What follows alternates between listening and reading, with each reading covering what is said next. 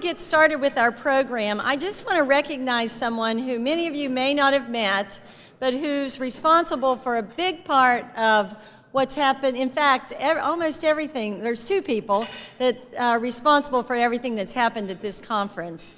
I'd like to first recognize our VP Conferences. She doesn't know I'm doing this, so she's probably not real happy with me right now. Marty Matari. Marty, would you stand up? She has run the conference this year and done a fabulous job. And I'd also like to recognize, many of you know her name, but you may not know her face, the person that really makes this organization run, Becky Gann, our Executive Director. Becky.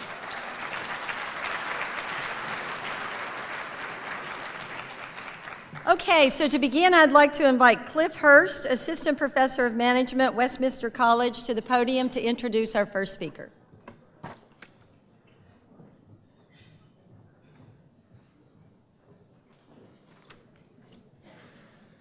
In 1988, with an electrical engineering degree from the University of Virginia, but little practical sense of what it meant to be a design engineer, Mark rolled the dice into camp for Silicon Valley.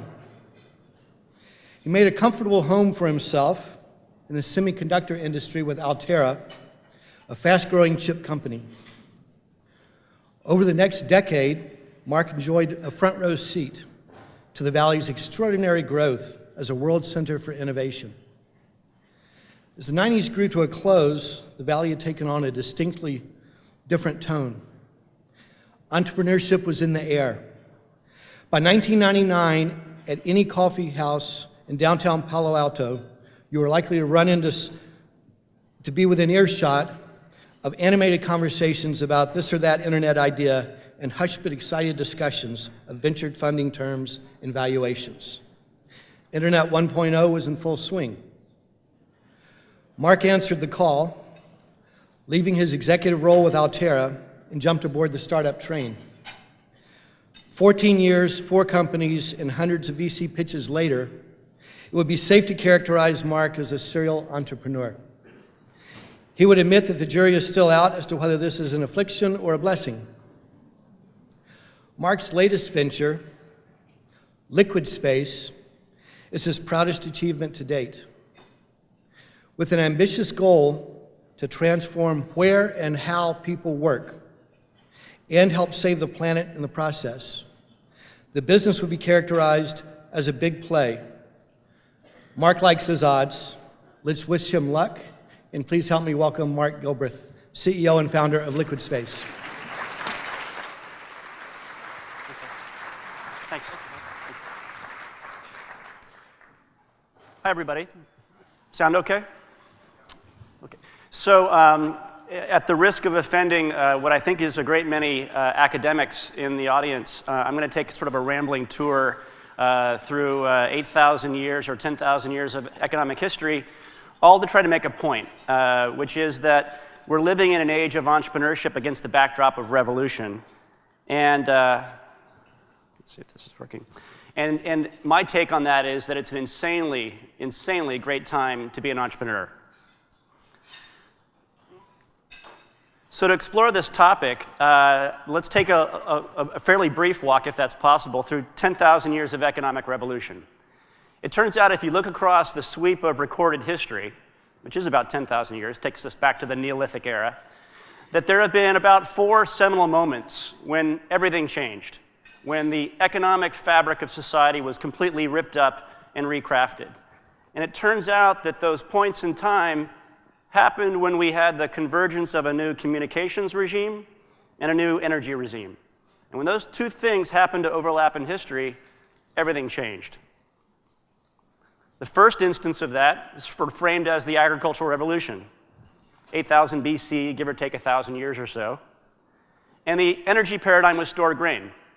So society moved away from hunting and gathering, and the communications paradigm was written language. So we evolved away from word-of-mouth telling of information, and it began to be scripted into alphabets and language and onto substrates, tablets and stone and the like. And around that point in time, everything changed, and we'll explore those factors here in a bit. Now, it took a good chunk of time before we had what is recognized as the next major economic revolution, and it's known for most folks from your history classes in elementary school as the first industrial revolution. And a center point of that phenomena could reasonably be said to be around 1763. And if we drill in on what was happening around that time frame, the communications paradigm was the printing press. Gutenberg Bible, we moved from hand copying manuscripts onto parchment to the ability to create copies literally at the rate of hundreds a day. And the new energy paradigm that changed everything was steam. Now we were harnessing power in fantastic amounts into a localized situation, whether it was in a factory or on a steamboat. Fast forward about another 100 years, and note that things are starting to pick up tempo here, we had what is viewed as the second industrial revolution. And the new communications paradigm here was electrical communications, right? The telephone, the telegraph. Watson, come here. And the new energy paradigm was petroleum. And it very rapidly replaced steam from an energy standpoint because of its density and its portability. And with that came internal combustion engines, and with that came wholly new forms of transportation and energy production. Now, I tend to think that the world we're living in today is incredibly chaotic, and that it's hard to keep a sense of your bearings. And for me, as an engineer by trade, I like to try to wrap things in a framework like this to have some rules that make the chaos make sense. Whether these are the right rules or not, this is my framing principle. Now, I would contend that we're in an era of economic revolution again. And the paradigms today, the new regimes, are social communications, social networks, the like, and the new energy paradigm, the new dominant mandate that frames the energy topic is sustainability. We're certainly not post-petroleum yet, but the sustainability topic, clean energy, reusing of energy, all of that is absolutely framing a myriad of things across society. So with revolution comes change. So what do we see happening at these points in time? Well, everything changes across the layer cake of society. What can we expect? Well, let's take a quick look at what has happened across these dimensions over time. In the buildings world, we went from mud back in the Neolithic to stone to steel to green now as a new mandate or a new paradigm around buildings. If we take a look at energy, we went from grain as the energy source or the paradigm to steam, to oil, and now to renewables. In the realm of transportation, again, things tended to change around those points in time, from on foot as the primary transportation modality, to trains, to automobiles, and note that it's now becoming a more personal thing from a transportation standpoint. And arguably today, we even have a transportation modality that doesn't involve me actually going anywhere. Concepts like telepresence, video communications that mean that I can actually be across the world with a colleague in Minsk helping me do engineering on a daily basis without hopping on a plane. Radical departure from the past. Ownership too, and this should speak to the entrepreneurs in the room. We went from the ownership modality being the chieftain or the warlord to the king, to the robber baron. And today, without question, we are in an era where the entrepreneur is achieving primacy, right? Where the barriers to build businesses and to create ownerships and create new intellectual property are lower than they've ever been. Well, now we get into the two areas where I'm focused as a business person and have been for about 8 years, work and the workplace. So work over that 10,000 years has gone from farming to laborers, right? Industrial Revolution brought a massive transformation. People flocked to the cities, but the working situation was actually rather grim. We're just exiting the Dilbert era, which was the second industrial revolution, where we packed people into cube farms. And arguably, we're in an era now where the knowledge worker, the mobile worker, the freelancer, the contingent worker, this unit of individual becomes the worker paradigm. Workplace, where it happens, has also changed. So it's gone from the field to the factory, to the cube farm. And today, radical as it is, work is happening anywhere. And that really is where I focus my energies, work in the workplace. So let's dive in on that. So the framing of what our business is about is really a concept that we've been calling the consumerization of real estate, right? The concept that workplace becomes a choice that individuals make themselves rather than a dictate of their employer. Now, if you're in the business of real estate or have been for the last 5 years or so, to quote Charles Dickens, who found his sort of voice during the last industrial revolution, it's either the best of times or it's the worst of times. And there are two very defensible points of view. Let's explore those. Why might we consider it, or why might many real estate investors consider it the worst of times? Well, simply put, we are living on a planet with an overabundance of space, in particular space in the built landscape, buildings, office buildings, shopping malls, and the like. Let me try to put a fine point on that. So here you're looking at a chart of supply and demand for roughly the last 30 years, 33 years, of commercial office. That top line is the office supply. That bottom line is the actual office occupancy. And you'll see that since roughly 2001, see if the pointer works here. It won't. So anyway, around 2001, you'll see that that underlying line essentially went flat. Now that was when we had the first internet bubble bursting and the economy took a shudder. Now note that the supply kept building, right? Now we're living today with a gap of about 1.5 billion square feet of commercial office space inventory relative to what we're actually utilizing. Now, Now overlay on top of that extra capacity, there's something else that's happening, which is that people in office environments are using less space, and companies are provisioning less space. When I entered the workforce in my first cube, the norm was about 250 square feet per employee. The norm today in most progressive companies is less than 90 feet per employee because they're moving toward open space plans. They're looking to wring efficiency out of their working environments because real estate is so fabulously expensive. So if you overlay the 1.5 billion square feet of excess capacity that's sitting there empty right now with the additional impact of new practices in the office environment, we have a major problem. The net of it is we've got nearly 3 billion square feet of effective capacity when you bring in the impact of changing workplace strategies. Translation, if you look at the trend line we are on, that means that there's more commercial office real estate built today than any of us will need for the rest of our working careers. Period. No question about it. No question about it. Now, the banks might question that, the commercial real estate developers might question that, but the practical reality is we have more than we need. Wow, that seems pretty grim. Worst of times. No, it's the best of times, folks. Why? Well, the excitement for me came with the observation that people are leaving work to get work done. Major disruption. Now, around these points in economic history, when these paradigms sort of converge, new things happen, and you can't always predict what they're going to be. Nobody necessarily predicted that people were going to start to leave work to get work done when the internet happened, but it has. Let's explore what's going on there. Cliff, am I okay on time?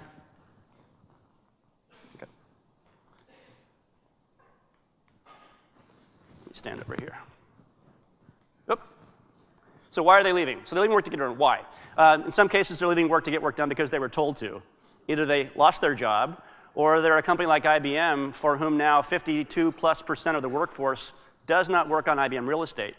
So that pink slip might be literal or it might be figurative. It might be figurative. It's, hey, congratulations, we now have a teleworking program. And Cliff, we'd like you to have the luxury of working from home because you don't have an office anymore. For some, that's a boon. For some, that's a bane. In some cases, they're leaving work to get work done because technology lets them. I have my iPhone on the table right there. It's extraordinary what I can do with that device. I've got my iPad and my briefcase and my MacBook Air. I don't need to go to the office to connect to technology, to connect to data. I can work on the beach if I wish. They're leaving work because this notion of life-work balance is a real thing. Two-income households, life is more than just work, right? And so to balance the realities of life today, oftentimes I need to be able to work close to daycare or near the baseball game for my son or the like. 82%, and there's hope here. 82% of Fortune's best places to work are companies who have implemented alternative workplace strategies, which mean things like mobility programs and the ability to telework, flexing and the like. For some, it's how I roll, baby. Gen Y, millennials, right? If you look at the surveys of people coming out of academia today, 75% of office-going employees from age 21 to 29 say they rarely or never need to be in the office.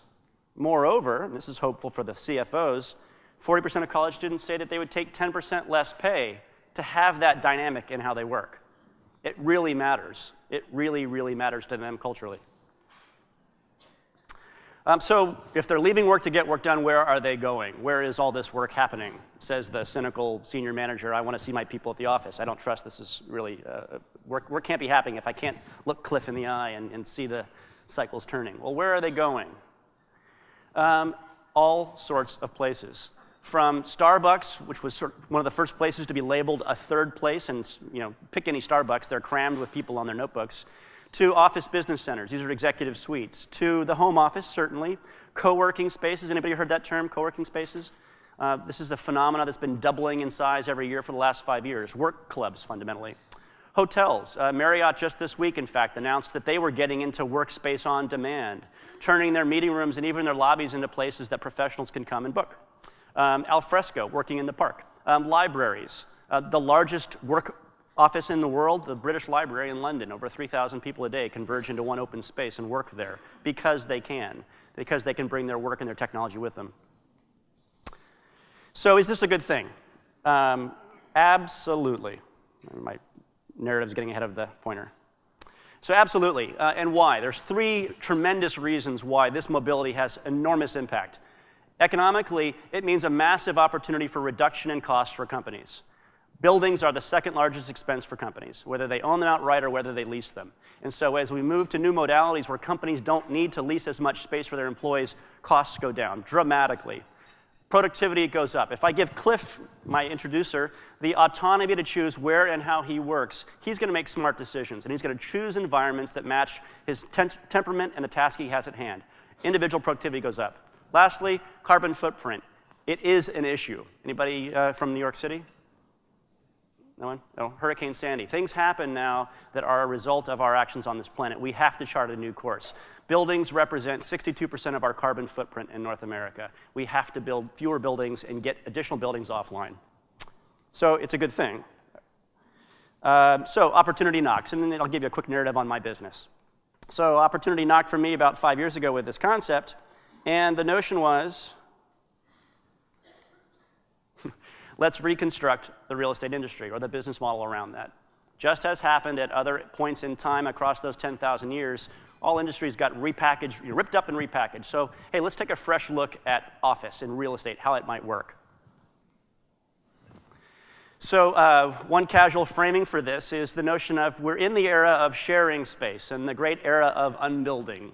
So rather than building more office towers, and by the way, in most cities, there aren't as many cranes out there anymore. Instead of building new buildings, what if we could find a means of sharing more space? I mean, Starbucks is a shared workspace, but what if there was more?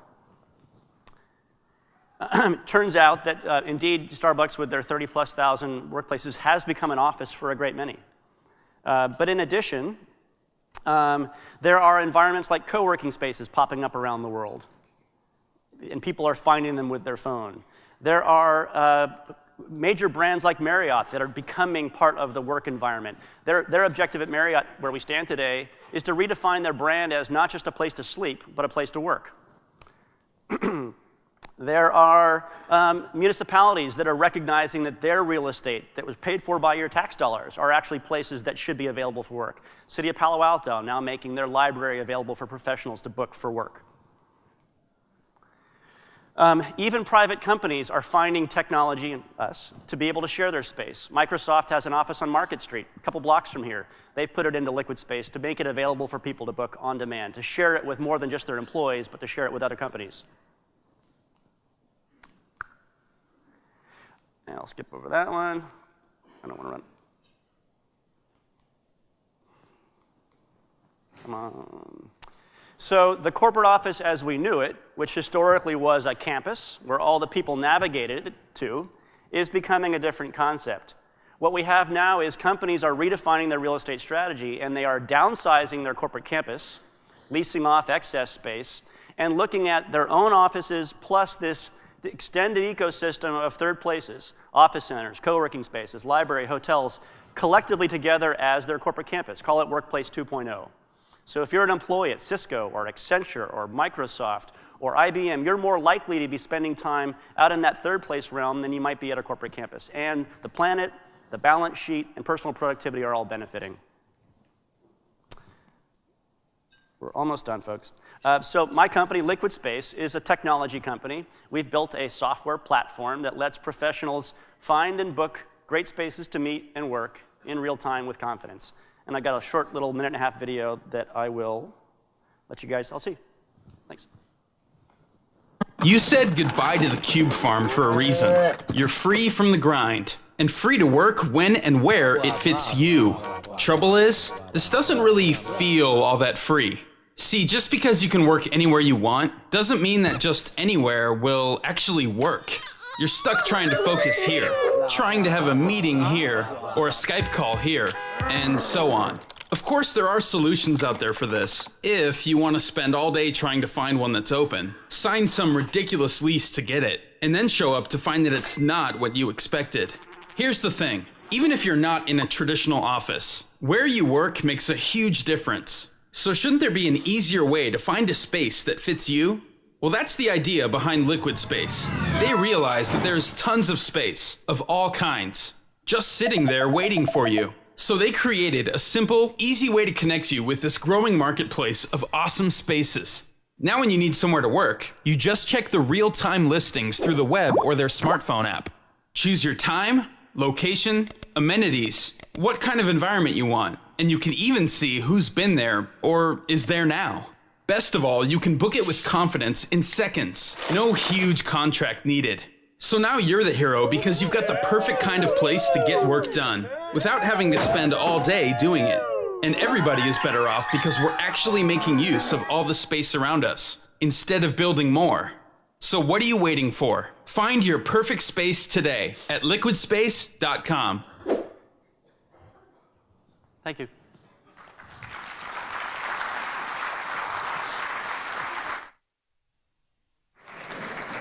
We have a few minutes for a couple of questions.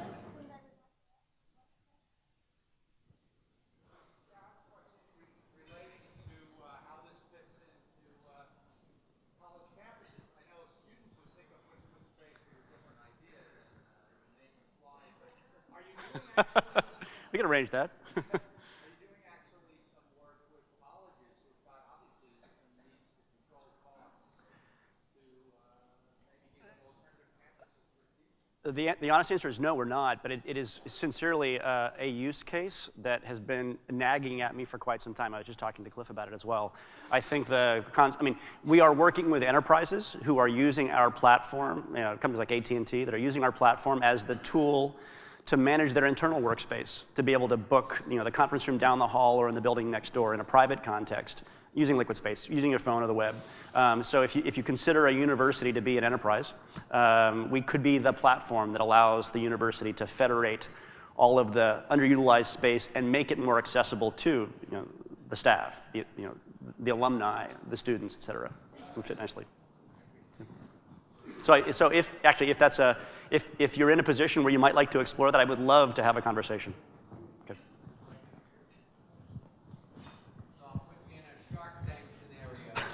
Ask the prevalent question. How is this model tracking in the market space in terms of your revenue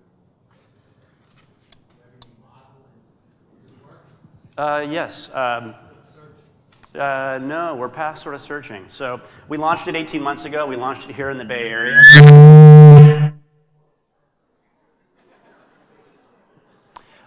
We launched it here in the Bay Area, and we kept the service for the first 6 months constrained to the Bay Area. And the focus through, in fact, the first year was, getting supply.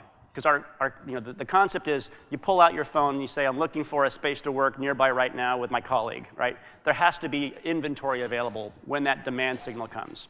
So the first effort was, can we get suppliers, hotels, office centers, co-working spaces, et cetera, to engage? We spent the first year building that network. We are now in over 250 cities. Space is growing at the supply into the store is growing at over 10% a month. We've done over 150,000 transactions. The exciting footing we're on now is that large enterprises are engaging. Accenture has issued Liquid Space to all of their employees in New York and in San Francisco to be the tool that they use to book space beyond the campus, hand in glove with their endeavor to shrink their own corporate campus. AT&T adopting it, Silicon Valley Bank and others. So it's working. We're not pivoting, right? We're hitting the gas, right?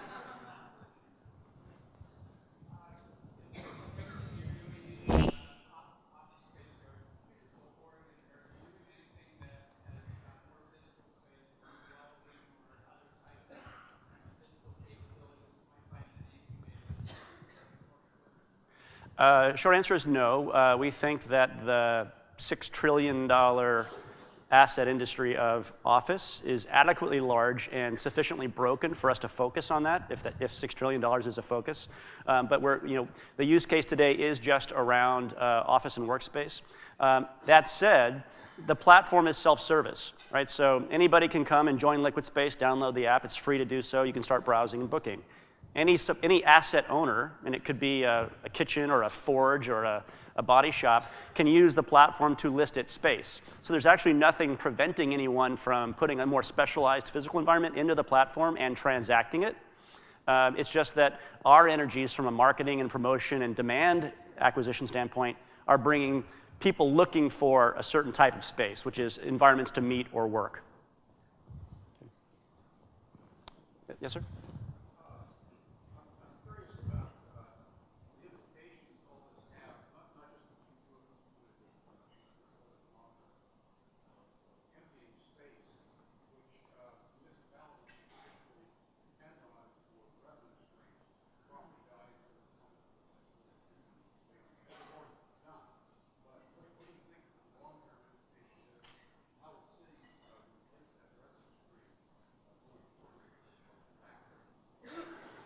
Well, this might be above my pay grade.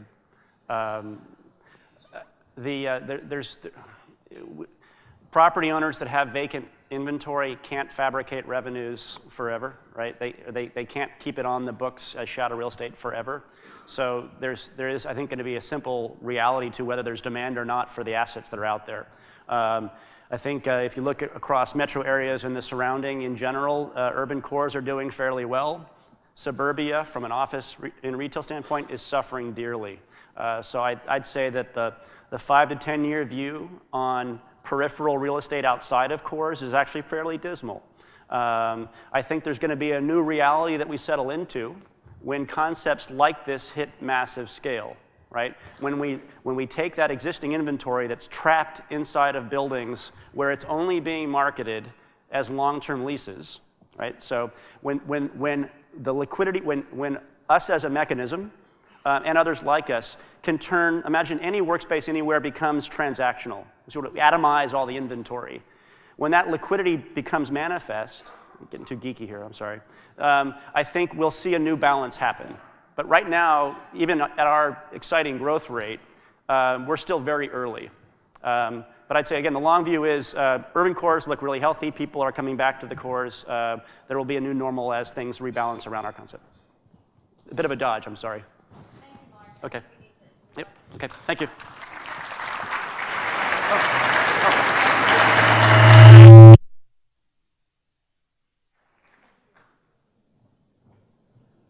Great story. We have another speaker today, and to introduce our next speaker, I'd like to invite Becky Gann, our Executive Director, to the stage.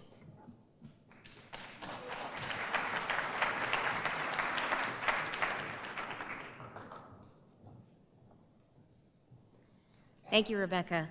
When Marty and I took a trip in March of 2012 to San Francisco, we'd just begun working on the conference, and Marty's theme, in the classroom and on the street. We decided to get out and do some windshield research.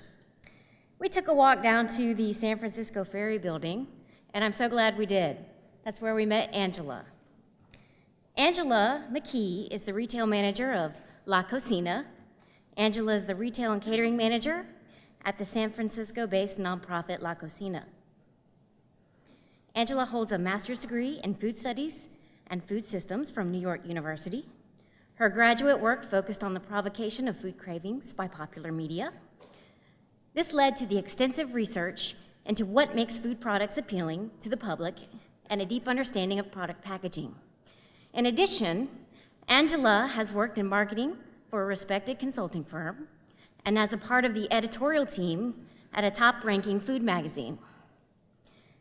She manages La Cocina's revenue streams, which include a catering program, a gift box distribution program, and a retail space in the San Francisco Ferry Building. At La Cocina, Angela is committed to seeing the success of all La Cocina participants and is focused on creating retail spaces that will promote the advancement of their clients' products. La Cocina is a groundbreaking business incubator designed to reduce the obstacles that often prevent entrepreneurs from creating successful and sustainable small businesses. By providing shared resources and an array of industry-specific services, business incubators ensure small businesses can succeed. La Cocina follows this model by providing commercial kitchen space and technical assistance focusing on women entrepreneurs and immigrant entrepreneurs who are launching, growing, and formalizing food businesses. Please help me welcome Angela McKee.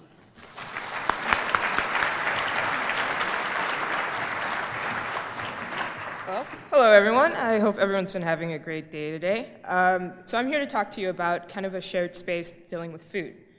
So La Cocina is a kitchen incubator that's based over in the Mission District right here in San Francisco. And as Becky mentioned, what we do is cultivate low-income food entrepreneurs as they formalize and grow their food businesses. We do this through industry-specific technical assistance, affordable kitchen space, and access to market opportunities. So to kind of give you an idea, I'm going to break down our mission statement into just little talking points to kind of give you a better idea of what La Cocina does and what we're providing to our participants. So in terms of industries, just to give you an idea, sorry, this is my first time doing this, so work with me here. There we go. Excellent, thank you. We're gonna make this happen. So, to give you an idea of our participants, 100% of our participants are considered low income by HUD standards. So, these are women who are essentially operating in the informal economy before they get to our program. The example that I always like to give is, think about the tamale lady, the woman selling tamales on the street corner. What she's doing essentially is income patching. She's making maybe $50 to $100 a day, if that, selling her tamales on the corner just to folks in the neighborhood. She probably has a phenomenal product, but it's also a product that will never make it into the mainstream marketplace without the access to a commercial kitchen space. So what we do is essentially connect her with business partners in the community so to help her formalize a business plan.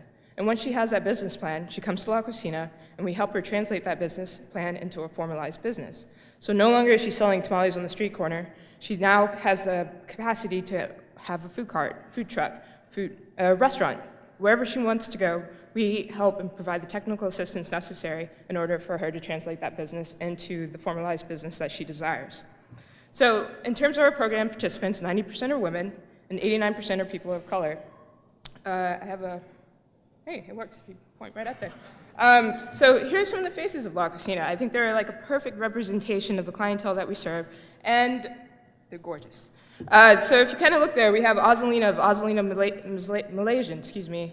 We have Christine Dorr of Neo Coco, Kika of Kika's Treats, Koji of Onigili, Isabel in the bottom right corner of Isabel El Buen Comer, and then we also have Chefo of, she does Chefo's Kitchen. She specializes in Nigerian cuisine. Right now we have about 22 different languages that are spoken in our shared kitchen space, which, as you can imagine, allows for a very interesting environment to operate in.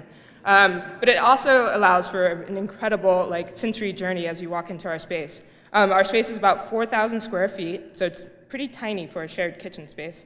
And when you walk in there, it's not unusual to see Ozalina preparing her food for the hot bar, like different types of tofu, like Malaysian tofu, for the hot bar at Whole Foods. Or you'll have Isabel prepping breadsticks for Delfina, which is actually one of the top Italian restaurants here in San Francisco. Or you'll have Chefo prepping her suya chicken for a catering event that she's doing that night.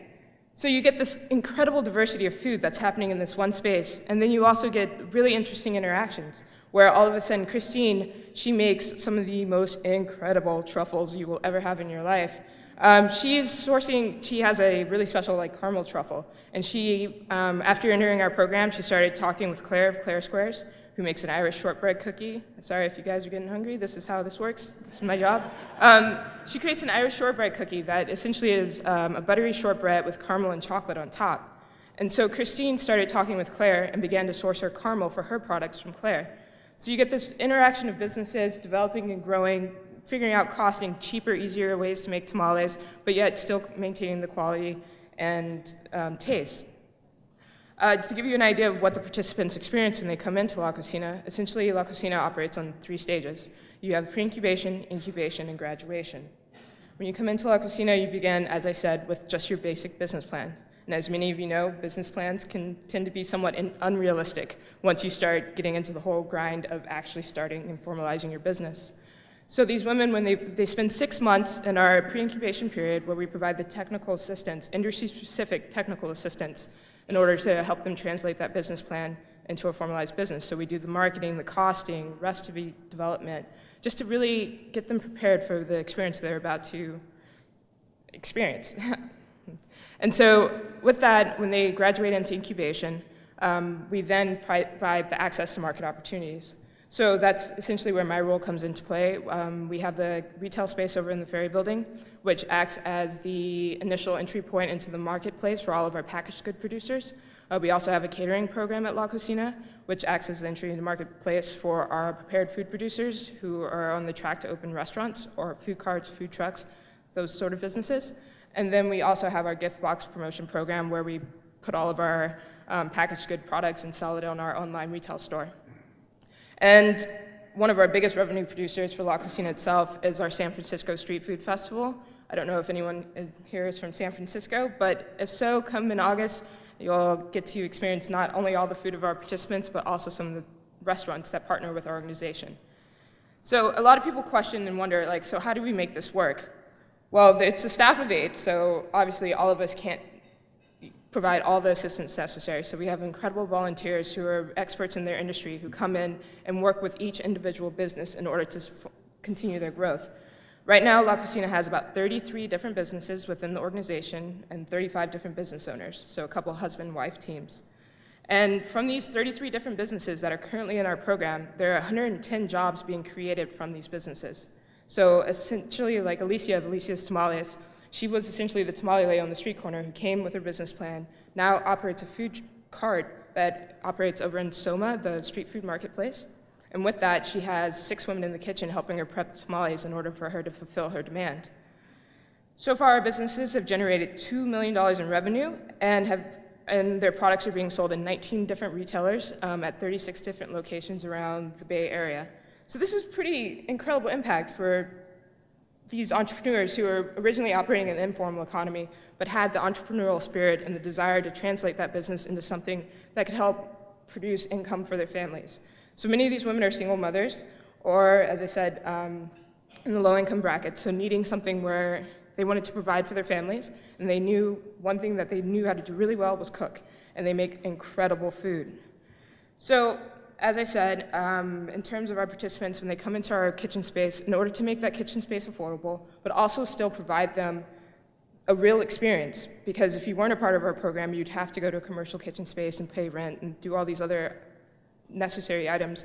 We offer a subsidized kitchen space, so we offset those costs by renting our kitchen space out to commercial users. So our participants are working side by side with just different businesses throughout San Francisco. And then so that's our commercial kitchen space idea. I wanted to kind of give you an idea of our participants and their success stories. This woman that you see in this photo, her name is Veronica, and she just recently opened her restaurant over in Larkspur, which is just a ferry ride away. If any of you have some time after the meeting to go over there, it's definitely worth your time. It's called El Huarache Loco. Essentially, Veronica is our success story. This is a woman that we always like to talk about because, one, her food is phenomenal. You will not go wrong eating a sope from her restaurant. But also, she really just represents everything that La Cocina stands for, in the sense that she originally began operating a food business out of her home over in, just right up the street here. It was a 1-bedroom apartment. On the weekends, she would open a restaurant in her 1-bedroom apartment and would sell her food there. She found out about us through a listing on like a Spanish television show. And so she came to La Cocina, filled out the application, we accepted her, and she began selling her products in 2005 at various farmers markets throughout the city. After selling these products in these farmers markets, she developed a devoted following because her food's phenomenal, and she has an incredible personality as well. And since 2005, she's been able to develop this following and develop actually the revenue as well that would be necessary in order to open a restaurant. And by proving herself as a sound businesswoman and who was able to pay taxes, balance the books, and produce an incredible product that actually showed financial benefit, she was able to find an investor and was able to open her restaurant in March. And this is where things become very interesting. Veronica opened her restaurant in March. So far, she's already grossed almost $1 million in sales. She has 22 current employees in her business, and she uses 500 pounds of masa a week. So her mole enchiladas, or excuse me, her mole tamales are really worth your time. So she's our success story. She shows you what can happen when you invest into people who have the entrepreneurial spirit, have an incredible product, but just may not have access to the resources necessary in order to create these businesses. So that's what La Cocina does. That's the opportunity that we provide, and it's what makes San Francisco a really wonderful place to live in, all these different access to resources and opportunities. Yeah, I actually went a little quick there. So if there are any questions, I would love to hear them.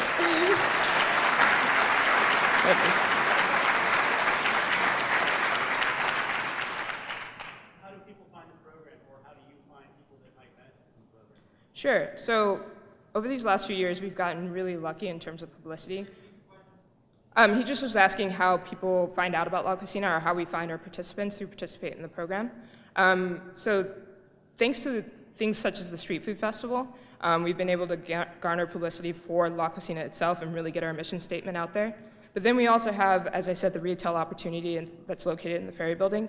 And one of the primary reasons is that we just want to, one, showcase our products and showcase the products that are coming out of the La Cocina kitchen and really give those businesses a platform to enter into the marketplace successfully. Though that reaches a different audience, word spreads. We have so many people who come by and they're like, hey, my sister really makes this incredible product. She's always been trying to figure out, how do I make this into a business? You know, she makes wonderful cakes, wonderful pies. How can she do this? And then we hand out the information. But the Street Food Festival, because it's based on Folsom, right there in the Mission, all the neighbors are there too. And that's an incredibly vibrant Latino community. And we draw from the community as well. And usually how it happens is that we have a introduction into La Cocina, and we have about 112 different interested entrepreneurs that come to those meetings. Well, the last meeting had 112. It's not always 112. But the last meeting had about 112 interested entrepreneurs who came, and from that, we got about 12 business plans because people realized it takes a lot more to start a business than just a good idea. And from those 12 business plans, we accepted 3 participants into the program. So we accept participants every 4 months. Yeah, sure. How are we funded? Okay, so La Cocina essentially opened its doors in 2005 through to gracious donations by the Women's Initiative for Self-Employment, the Women's Foundation of California, and META, which is the Mission Economic Development Association. And then we also had one very generous donor who essentially donated the shell of our building.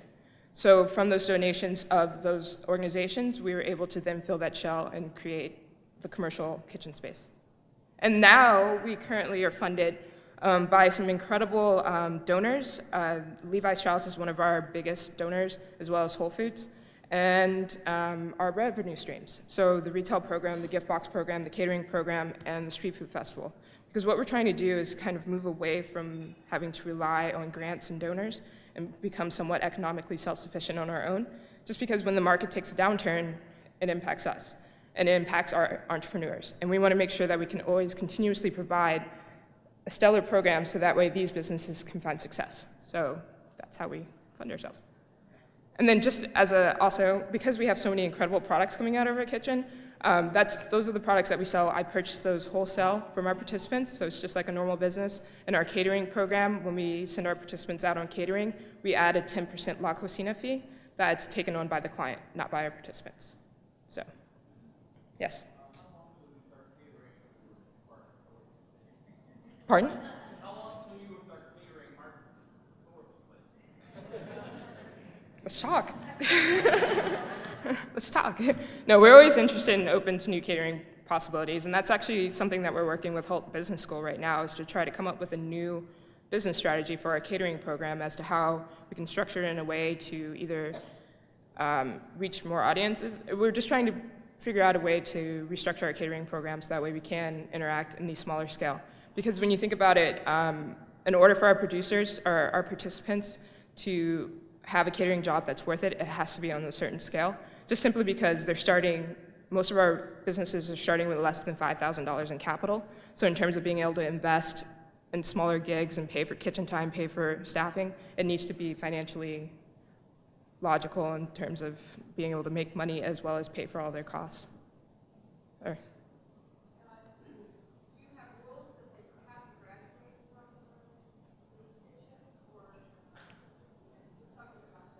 Yeah. Sure. So when everyone comes into the program, they come in with a goal, whether it's that they want to open a restaurant, have a food truck, or have a packaged food business.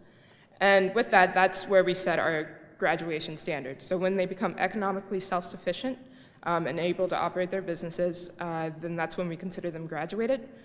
But we are very realistic in our program. Everyone who comes doesn't necessarily graduate. We try to make sure that we set everyone off on a solid platform, but it's just the way of business. Not everyone is going to have a successful, thriving business.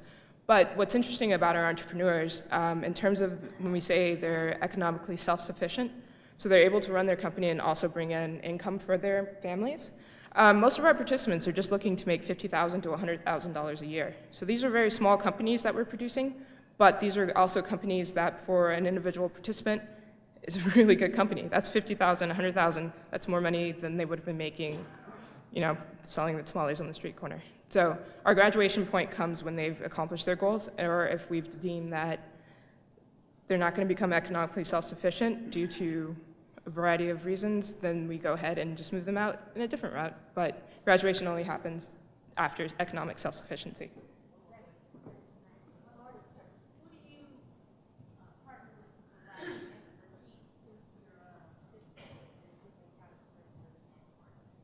Sure. So we have a thriving group of volunteers who work in, various retail spheres in terms of branding and being able to come in and talk about design and what's going to work into the marketplace.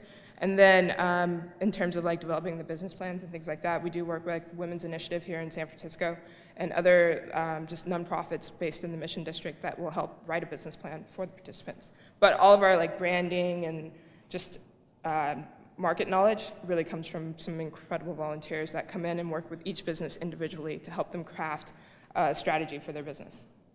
So if any of you would like to come volunteer, we'd be more than happy to have you at the space. Or if you'd like to come for dinner, I'd be more than happy to give you a tour. Thank you, Angela. Great job.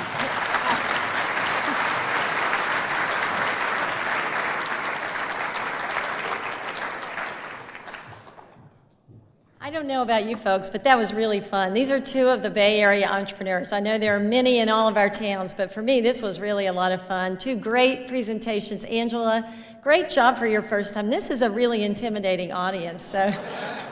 So to both you and Mark, thank you. And sessions will start in about 30 minutes, so you've got a little networking time, but thank you both. And we'll see you all tonight at the celebration right here. Thank you.